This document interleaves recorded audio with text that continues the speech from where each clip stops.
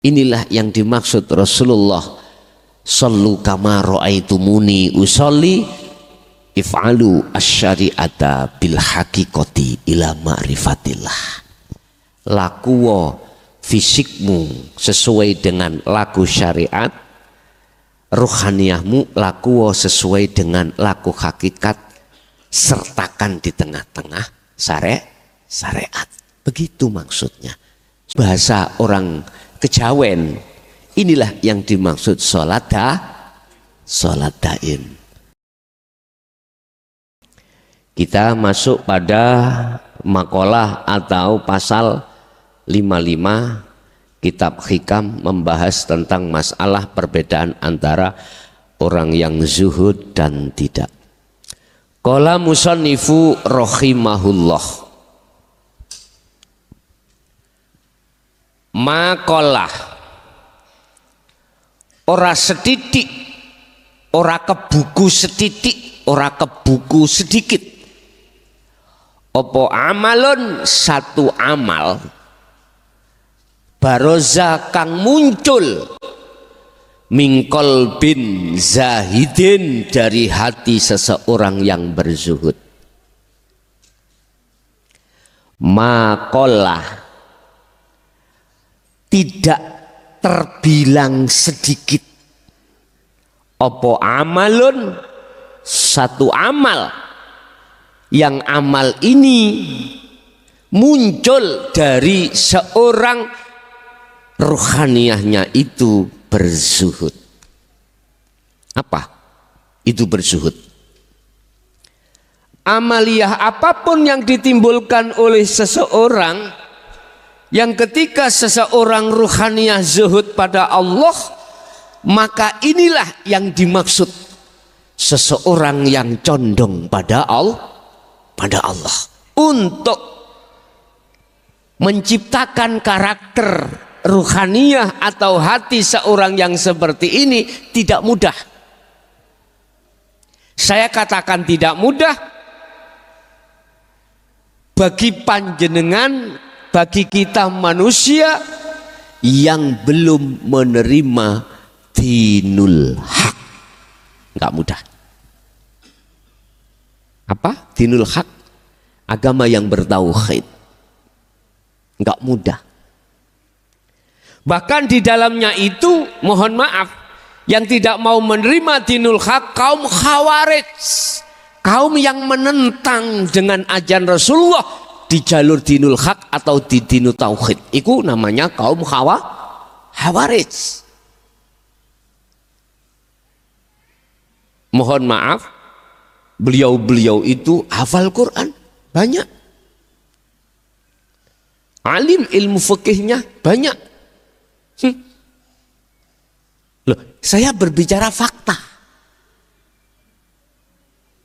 Justru mereka-mereka inilah yang susah untuk menerima ajaran dinul haq, susah.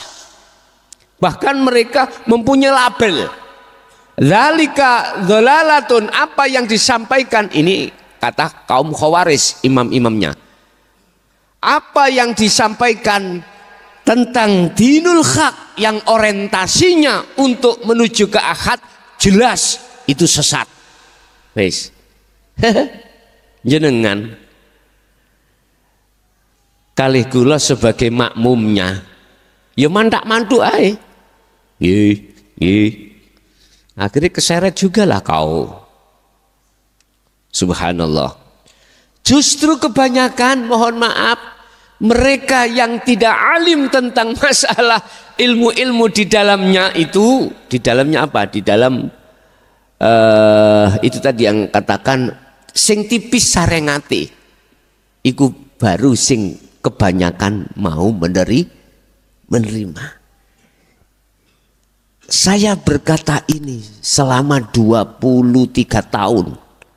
Saya langsung melakukan tesis, berinteraksi langsung dengan golongan-golongan itu. Sehingga sensus saya, mohon maaf, 90% akeh-akeh kucluk ilmu syariate. 10% alim ilmu syariate. 90 dimungsuh 10%. persen. Banyak mana Pak? 90. Wis 90 tentang duniawiyah kere-kere, sing 10% sugih. Loh, waduh nggih. Makanya jangan heran kalau ngaji tentang masalah dinul haq itu orangnya kere. Ojo ditambah kalau ya. Allah ya karim pun. Siapa sih orang yang zuhud itu? Orang yang hatinya sibuk untuk melihat sang yang berperan. Siapa yang berperan? Alladzi fataras samawati wal ard. Itulah yang berperan.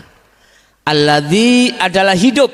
Zat fataras samawat, sifatnya yang menguasai, yang mengatur, yang mengubahkan jagat langit wal ard, lan jagat bumi. Jagat langit mana? Hatimu, ruhaniyahmu, alamnya ruhani. Wal ard, ardi bumi adalah alamnya jasmani ini. Makanya di dalam setiap sholat ada doaul iftitah.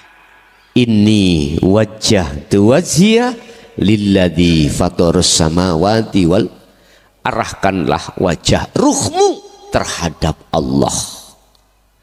Ojo kok arahno wajahmu terhadap selain Allah, tapi yang banyak ya Allah. Ya sampean sebut sendiri. Makanya sudah pantas beliau Syekh Ibnu Athaillah dawuh makola, ojo kok anggap sedidik opo amalun, amal sing amal iki muncul dari hati yang zuhud. Salat misalkan, contoh salat 2 rakaat, hatimu masuk kezuhudan, otomatis kuncinya itu di dalam dzikir sirul asrar. Tidak dijahri, tidak disiri, tidak. Kuncinya kau masuk ke ranah musyahadah Allah, wajah Allah ada di sirul asrar. Sering saya katakan di dalam sirul asrar ada 3 pintu. Pertama bukanya Anda antak budallaha ka'annaka taroh, kata Rasul. Ketika kau menyembah seakan-akan ka'annaka taroh, seakan-akan kau bisa melihat Allah. Seakan-akan itu enggak temenan toh Pak ya? Seakan-akan. Fa illam taroh, apabila kau tidak bisa melihat maka seakan-akan kau dilihat Allah. Apa itu? Itulah munculnya iman, rasa di dalam hatimu bahwasanya karena hidup itulah dalam dirimu, Allah itu yang menggerakkan dirimu. Udah, hati fokus di situ. Itulah antak budallaha ka'annaka taro. Nanti bangun terus itu, bangun terus, bangun. Zikir yang seperti itu bangun ya, dibangun. Lebih suci ruhaniyahnya orang yang belum balik, anak belum balik daripada kita Pak. Lebih ma'rifat beliau. Begitu. Jadi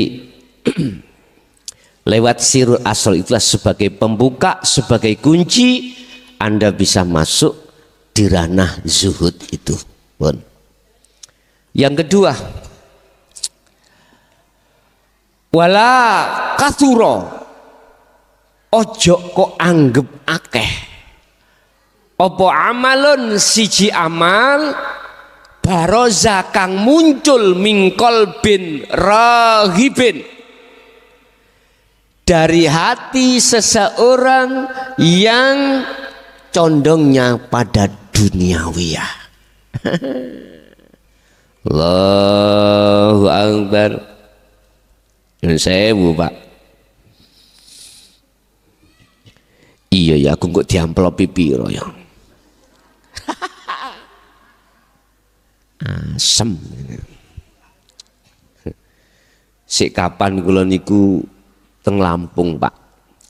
Dari Surabaya ke Jakarta naik pesawat, delalah kuasane Allah kula dapat rezeki. Pinggir kula niki kula pas sik ta. Kula pinggir kaca apa? Kaca pesawat lho pinggir dhewe. Kan wonten 3. Kursinya 3, saya pas pinggir ini ya. Terus ndelalah nomornya beliau itu satu bangku saya. Di tengah ini nggak ada orang, terus dia pas nomornya ada di yang nomor 3 gini. Nafsu bisi akal kula. Son. Wasno arek iku lak wayu ya. Nyun sewu lho, kula tak cerita tok. Engko sampean damel pelajaran. Nafsu ngomong nang akal. Siji arek iku wayu ya durung rabi mungkin. Nek ndelok wajahe iku mau sik single peren.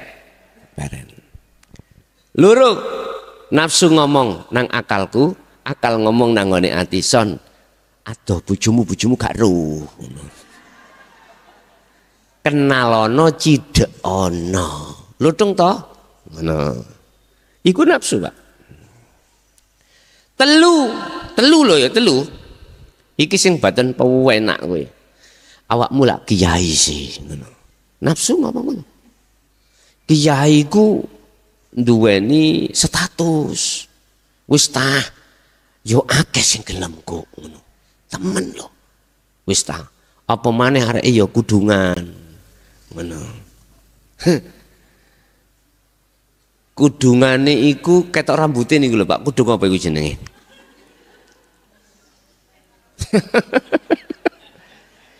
Lah ngoten niku nyuwun sewu Bapak Ibu, setiap kita dimanapun kita, nafsu itu tidak mau melepaskan kita.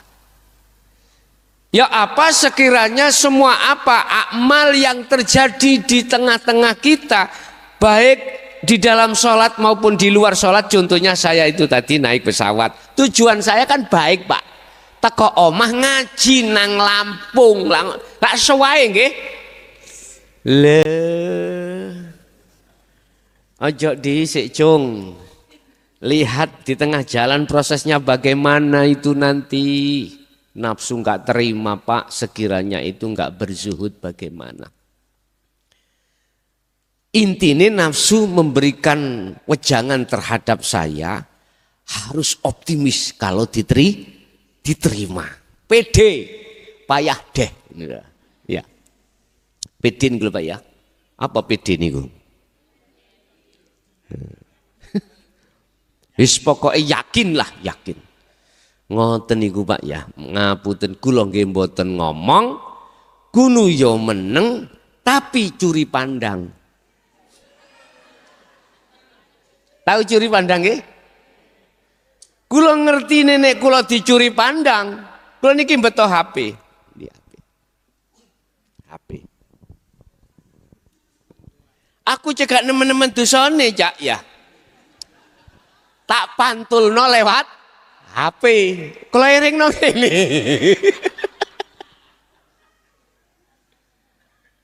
Siji loro dosane cekak nemen-nemen tak dobel ambek kacamata.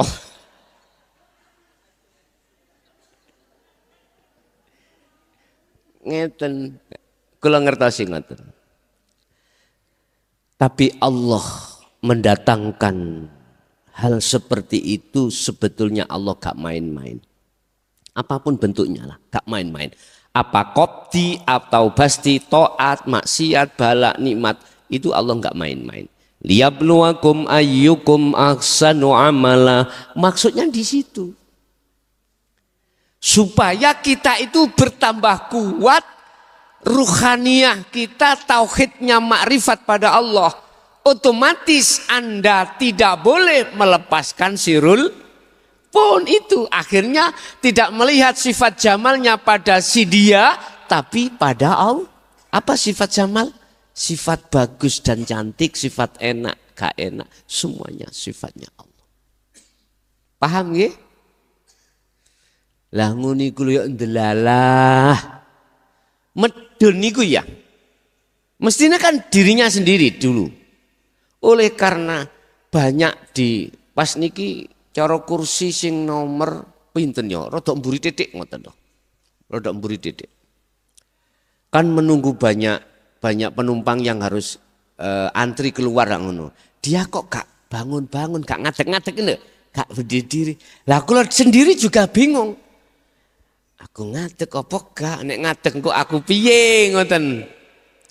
Tah memang sengaja untuk menggoda saya, aku yang nggak tahu Pak, nggak tahu. Tapi yang jelas aku yakin nafsu bisik aku iku, akmu kudu pede dia itu nyuri pandang nang awakmu, ngaten ta. Padha Mas aku ya gak kalah, Pak, ya tak curi ini wow lah. Bapak Ibu, sebetulnya disitulah letak bagaimana perbedaan ruhaniah karakter kita. Melihat jamalnya Allah atau melihat jamalnya makhluk. Bagi panjenengan yang karakternya itu ahli zuhud, otomatis sibuk hati sampean melihat jamalnya Allah. Gak melihat jamalnya makhluk. Inilah Pak yang ku maksud. Cintailah suami istrimu karena Allah. Bukan karena lainnya.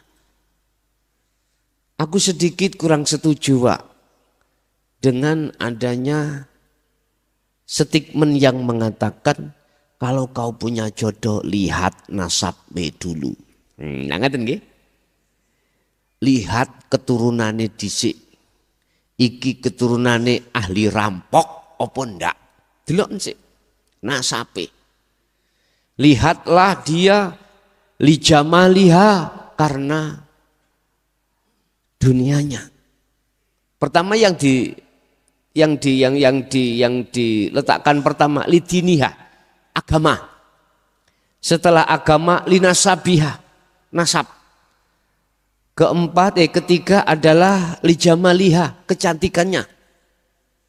Lah, kebanyakan kita manusia itu fokusnya itu mentafsirkan fisik. Fisik, Pak. Fisik. Agama secara fisik, kemudian nasab fisik, kecantikannya fisik, artinya fisik makhluk semuanya, makhluk. Ini saya kurang sepaham kalau maksudnya fisik, mestinya adalah ruhaniyah, ad-din, ruhaniyah yang mana ad-din, agama itu yang mana, apa sih agama itu?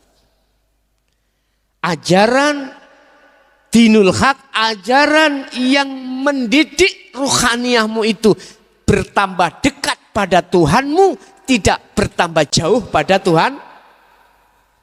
Cuman berkata gini, siapa yang hatinya condong pada Tuhannya, maka otomatis semakin jauh hatinya bercinta terhadap selain Allah. Kebalikan. Dalam istilah rumus, siapa yang berjalan arah ke barat, maka semakin jauh arah timur yang ditinggalkan. Kebalikan juga begitu. Siapa yang hatinya condong pada selain Allah, selain Tuhannya, maka dia akan semakin jauh dari Tuhannya. Bapak Ibu hadirin, amaliyah yang di hadapan kita, Allah tidak membedakan. Bah iku secara syariat dikatakan ibadah sholat atau di luar sholat sama. Yang tidak sama adalah ruhaniyah kita itu duduk di takholi apa di tajali. Kalau duduk di tajali berarti ahli syuhud atau ahli juhud. Sementara kalau duduk di takholi Anda adalah ahli hijab atau ahli rohib, itu di situ. Tergantung jenengan milih yang mana. Kita semuanya sudah diberikan Allah satu pilihan tentang ruhaniyah kita pada Allah itu bagaimana. Wala katsura amalun baroza min qalbir rohib. Jangan kau anggap banyak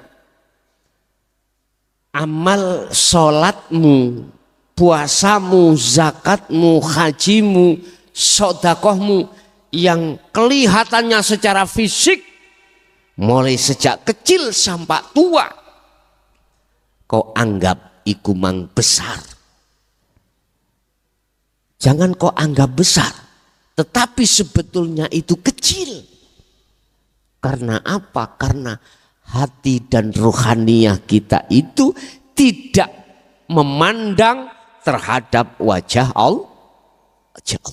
Artinya ar-raghibu ini adalah hati yang condong pada dunia.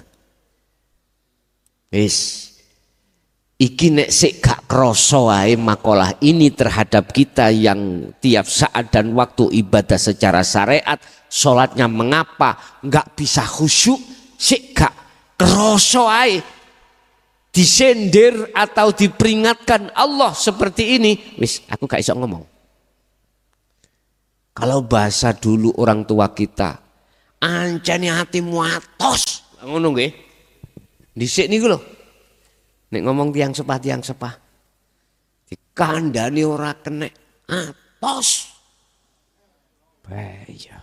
Dulu ingat Pak, seperti itulah orang tua kita ketika saat wis kapok, wis pegel, sudah capek mengingatkan. Allah sudah capek mengingatkan. Sudah capek. Kalau sudah capek tinggal Allah nanti mengutus malaikat makhluk. Nek wis malaikat yang diutus, tsunami teko, gempa teko, wis sifatnya penghancuran. Itu kalau Allah memerintahkan makhluk dari sisi malaikat seperti itu. Bapak Ibu hadirin jamaah rahimakumullah, kesimpulan